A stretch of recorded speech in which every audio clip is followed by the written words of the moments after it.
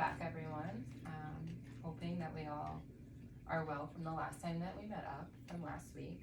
Before we get into group, I want to just do a drop-in meditation to ground ourselves and to be present in this space. So I'm going to ask that we put both our feet flat on the ground.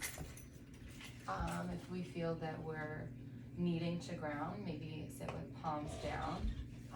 If we feel we're needing to kind of take in some energy, sit with palms up, wherever you feel that you need to ground.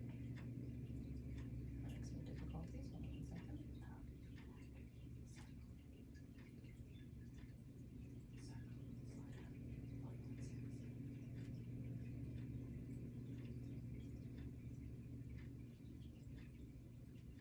Okay. And then maybe close your eyes if that's not comfortable for you. A soft gaze maybe towards the ground or up at the ceiling, just as long as our eyes are not on someone else in the room. Start by taking a deep breath in, breathing through your nose and out through your mouth. Breathing in, feeling the lungs expanding. And breathing out, feeling a sense of letting go. Breathing in to feel the body getting fuller, and breathing out to feel the release of any tension. Breathing in, feeling alive and awake, and breathing out, feeling the muscles relaxing. Breathing in, saying, I am, and breathing out, saying, enough. I am enough. Breathing in that sense of fullness, and breathing out that unnecessary tension. Take this time to sit here, to ground, and when you feel ready, open your eyes, break your gaze, and come back to the space.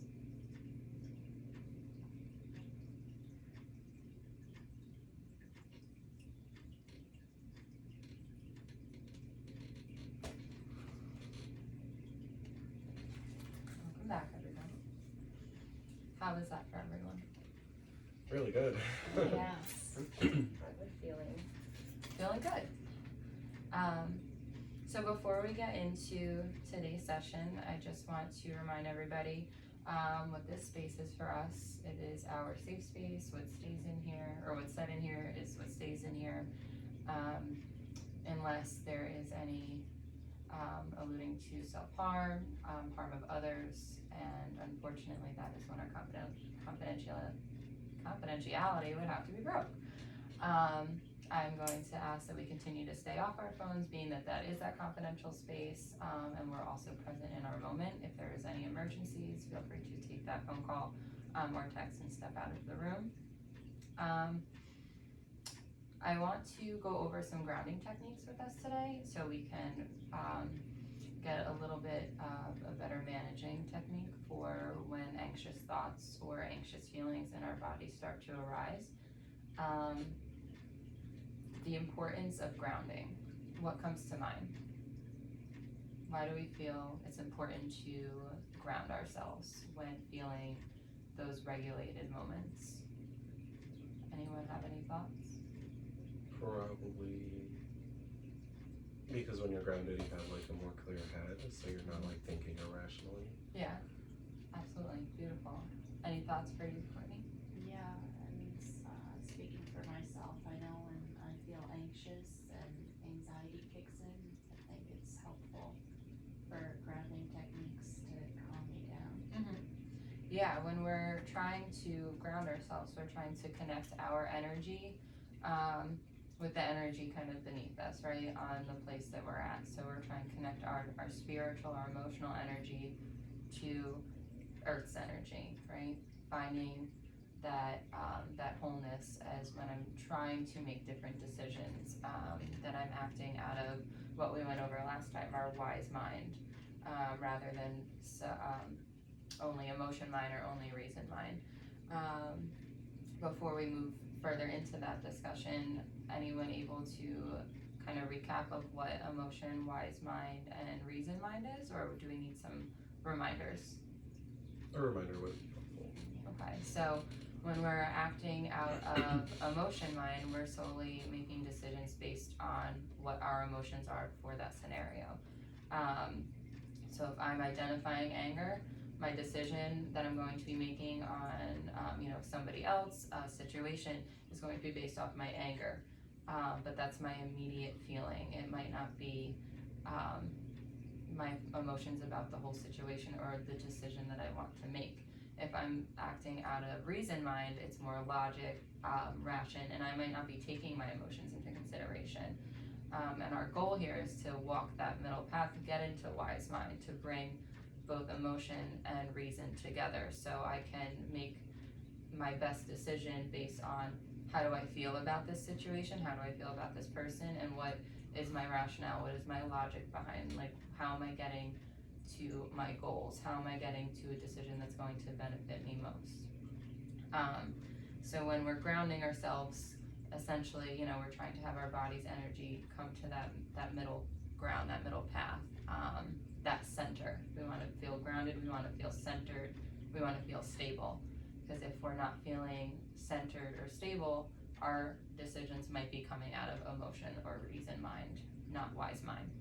And then we might be left with facing certain consequences or outcomes from impulse decision making, which is very easy to do, right? When we're feeling anxious or escalated in whatever moments we're feeling, right? School, work, home situations, driving.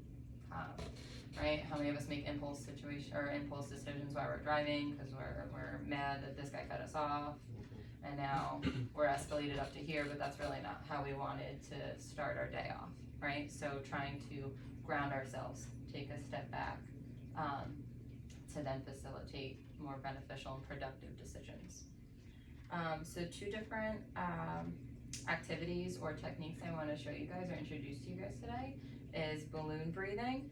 So it's a little breath work for in the moment, and then another grounding activity called 5, 4, 3, 2, 1, where we tap into each one of our senses to ground ourselves to our environment in that moment.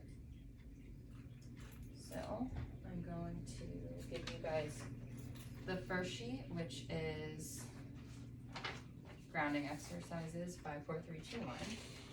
And we don't really have to go along on the sheet. It's more of a discussion that we're gonna have, but I want you guys to have this as a resource if you feel you need to use it outside this space.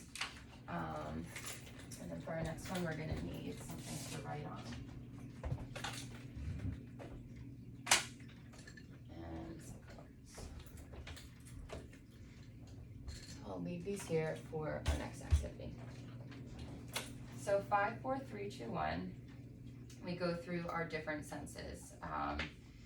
Touch, smell, hear, taste, and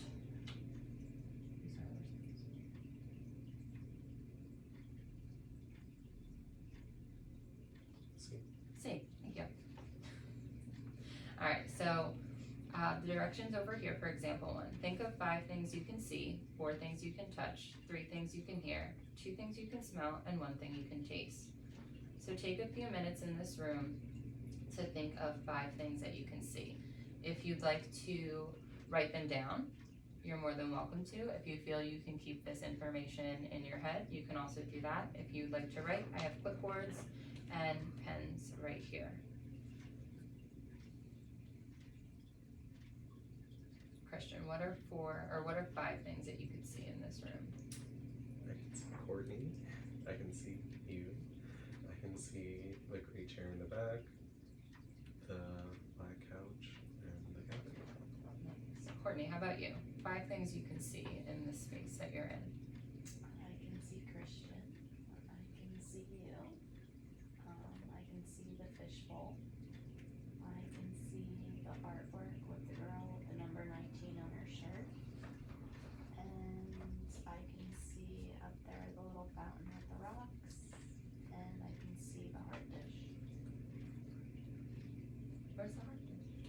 hard dish. Look at that. Some things that others notice that we might not notice. It's how in tune we are into our space. Those are great observations from both of you. 4 things that you can touch. Feel free to get up and touch. I encourage that. If we're not comfortable moving around the room or touching certain objects, then don't.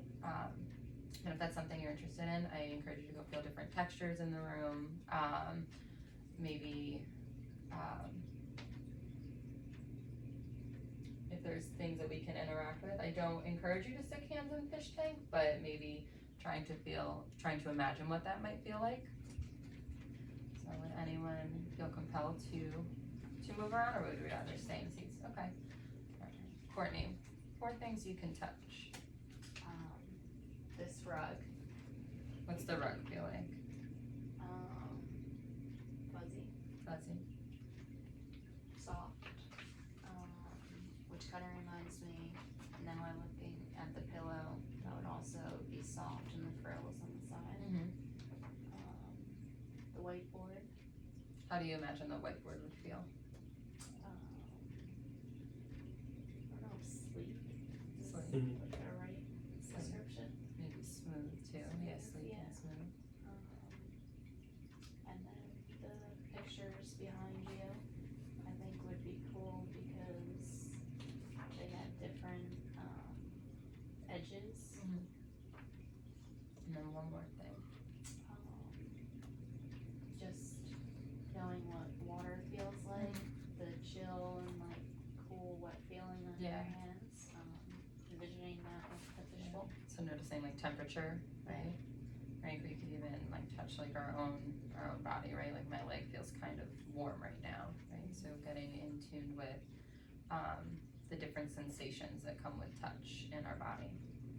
Christian, how about you? 4 things that you can touch. I was gonna say my pants. Okay, what do your pants feel like? They're soft and comfy. Mm-hmm. The chair feels kind of like hard Yeah. enough.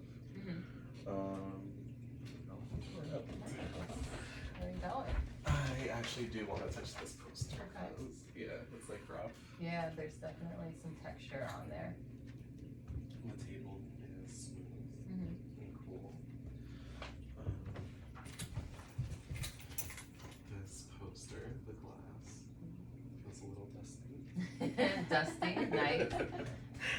We wouldn't have known that if we didn't get up and touch it, right? We wouldn't have been grounded to our poster. And this, the couch feels leathery. Leathery. Nice. Alright, let's go to 3 things you can hear. I always like as we get towards the end of this this practice, because sometimes we forget about some of our other senses that we have. Like we're always touching things, we're always seeing things, right? But sometimes we're kind of forgetting on if we just take that step back, how many things we might actually be able to hear in a space, or even taste that's coming up. So, Christian, anything that you can hear? And if you need to take a minute to sit back and notice what's happening in the room, because hearing can be a little bit more difficult to tune into, that's also okay.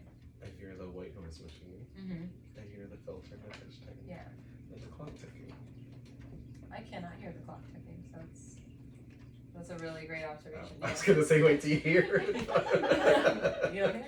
Yeah, no, that's a great one. Everything that's been brought to the table so far, I've either been like, oh, I hear that, or I don't hear that. So everybody's gonna be different on what they're able to observe. But that just makes us go that step further, because I could see the clock, but now what else can I notice about the clock? I hear the fish tank, but what else do I notice about the fish tank? Courtney, how about you? 3 things that you can hear in this room. And if they're the same things as, because sometimes different things, we only have so much to hear in this space, that's also okay. But what are your observations? What are you hearing in this space? Yeah, I definitely heard the white noise machine and the fish tank, but just from moving the paper, Yeah. that caught my attention, the squeakiness of the chair. Yeah. And before I heard like a squeak rubbing my boots together. Those are also really, really great observations. Alright, now we're on to smell. 2 things you can smell. Perfume. I smell perfume for one of you. Okay. It smells nice. It does. Anything else that you can smell? The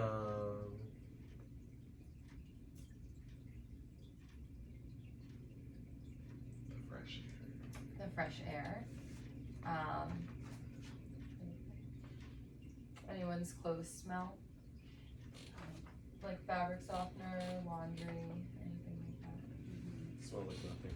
Nothing? Courtney, is there anything different that you were able to smell, rather than what Christian suggested?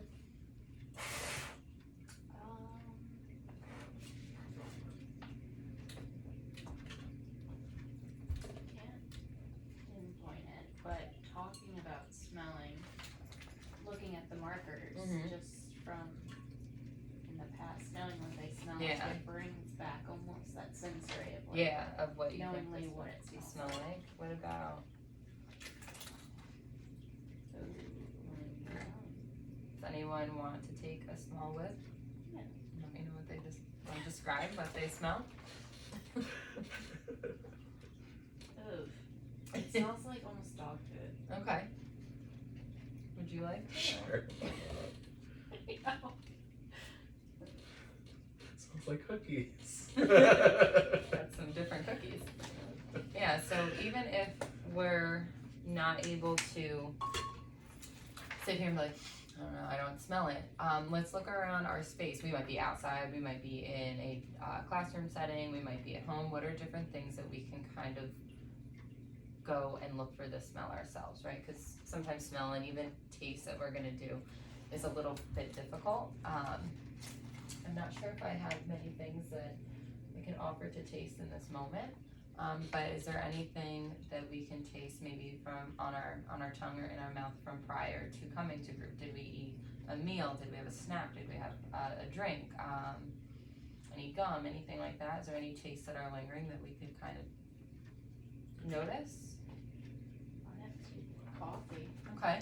and then I have water, which has a bland taste, but it still has a taste. Yeah. It's aquafina, so I feel like it's sweeter. How about you, Christian? Anything Yeah, that you're able to before I came identify? here, I had Panera tomato soup Okay. that landed on my shirt. Nice. So the 5, 4, 3, 2, 1 is tapping into senses, right? So if we're having some anxious thoughts or feelings and we're noticing ourselves kind of getting into that spiral, and not able to break that cycle so easily with maybe just thinking of an opposite thought or removing ourselves from the situation, right? Changing our space usually helps us, right? Because now we're out of that space, but it doesn't make the thought go away. And we might not be able to always make thoughts go away, feelings go away, but goal is to maybe decrease the intensity of a thought or a feeling that we're having, right? I'm allowed to feel angry, I'm allowed to feel happy, but if I'm starting to feel anger all the way up here or happiness all the way up here, that might affect my cognitive decision making skills, right? How I'm impulsively now making decisions because I'm so freaking excited or I'm really, really, really angry, right? So if we notice or we're identifying this is my emotion and I'm feeling it a little bit more intense than what baseline might be, then we might want to take a step back and ground ourselves so I can now move forward with the next part of my day.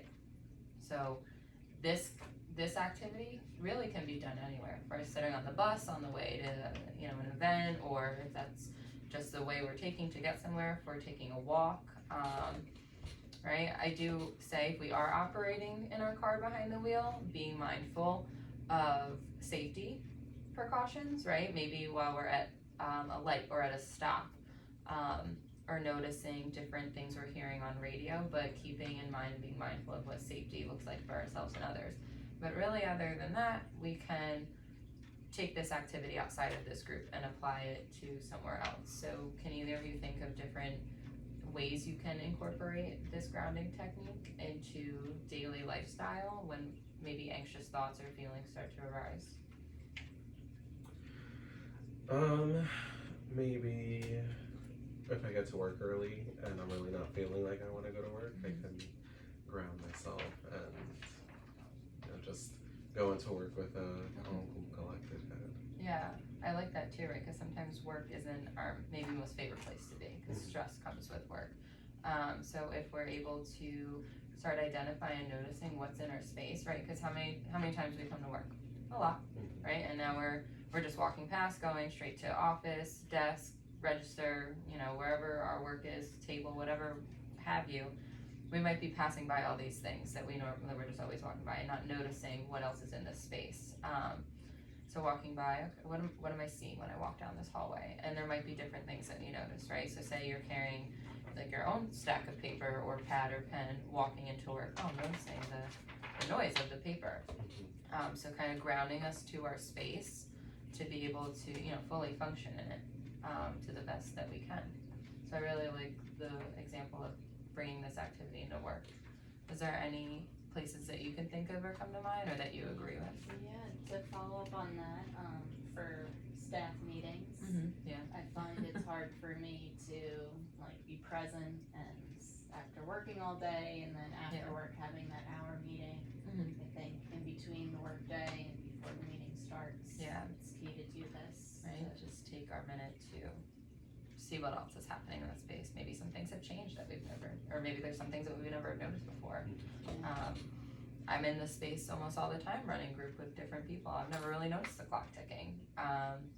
You know, I never really thought to dust my frame before, right? There's different things that I'm not noticing because I'm just continuously coming in and out. So taking, you know, a few moments of our time just to get acquainted with what's happening, and maybe we're not physically changing space when we're feeling anxious, but we can emotionally and mentally change our space by becoming more in tune with what is there. So that's 5, 4, 3, 2, 1, and hopefully this can become more incorporated into daily life when maybe more uncomfortable thoughts are coming up for us. So then I have our last activity before we end is called balloon breathing. So this activity is a little silly at times. I'm gonna hand you your clipboard because if you choose to color, you can. So as balloon breathing is another breathing technique that can be used to slow our pace down, right? When we're feeling anxious, symptoms of anxiety are kicked up, our body's usually upregulated. Breathing might be faster. And sometimes it's harder to control these different concepts if we're, oh my God, I'm going. It's hard to come back down if our breathing's still, because that kind of sets the tone for everything else in our body. So we want to try to slow breathing down. So during balloon breathing, we're going to pretend to be blowing up a balloon, right? So when we have to blow up a balloon, we kind of have to pace ourselves, right, to get all that air in there. So as you take a deep breath and pretend to blow up this balloon, I want you to choose different colors that call to you and color each balloon. So we'll balloon breathe 3 times. As we breathe, I'll breathe and color with you. We'll color our balloon. And if we don't have time today, we can explore what colors that we use, why we use certain colors, or how this felt, okay? So I have some pens or markers right there. If you feel any of those colors call to you, pick them up. If you just would like to use your pen and color as you blow, that's also okay. But we're gonna get started. So if you feel you would like to grab those, do so.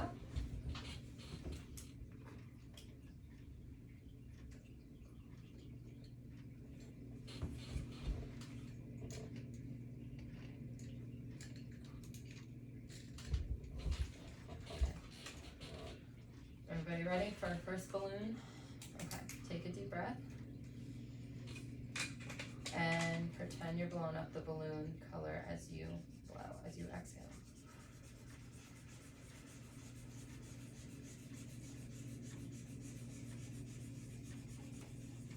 All right, next balloon. Take a deep breath and pretend you're blowing up the balloon.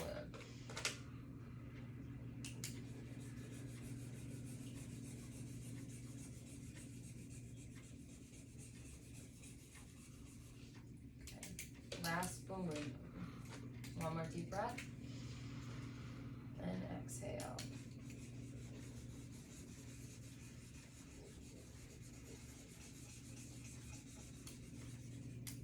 Alright, beautiful.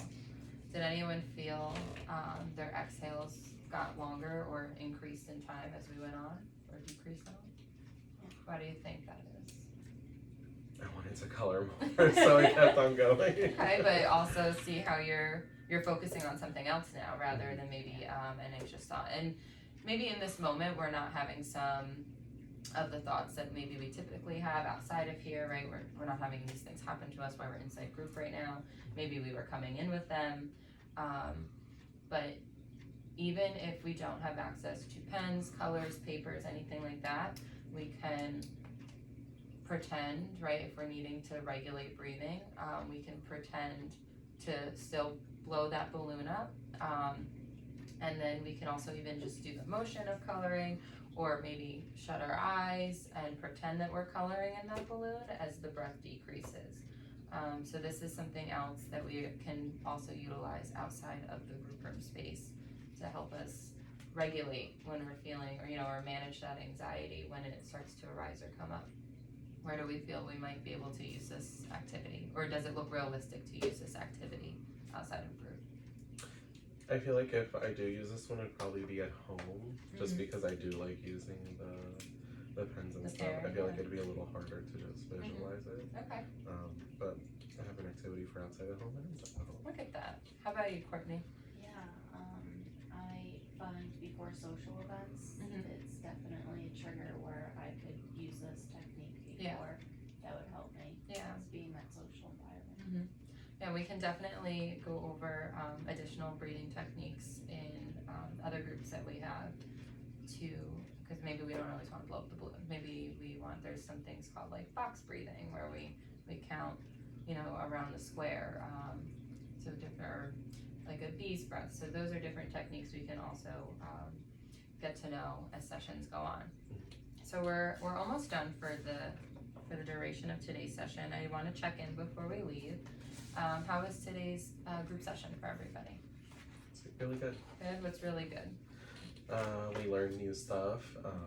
I could see that it's like actually applicable. So it's not like, oh yeah, it was good, and then I leave and I never use it. Good. I'm glad. So it's like adding to my toolbox. Good. I'm glad that you're accumulating different resources for not only in group but outside of group, where they might be needed most. How about you, Courtney? What was today like for you, or how was today? I feel a lot lighter. Starting group off with the meditation really brought me into the presence of this group, and it relieved some stress that I've had. Good. I'm glad to hear. Yeah, and this technique, the 5 senses, I think will help me for my anxiety when I need to ground myself. Great. Awesome. I'm glad that these resources are going to look beneficial for both of you. If there's any additional resources that you're looking for or wanting to build more, put more in your toolbox, we can also talk privately and discuss that, and I could either email those to you or bring them for our next session. But we will be meeting next Tuesday, 6 to 7, and if there's anything that comes up between then, the email is available, and I will reply within those hours that we talked about prior to session. Okay? Have a good night, guys. Thank you.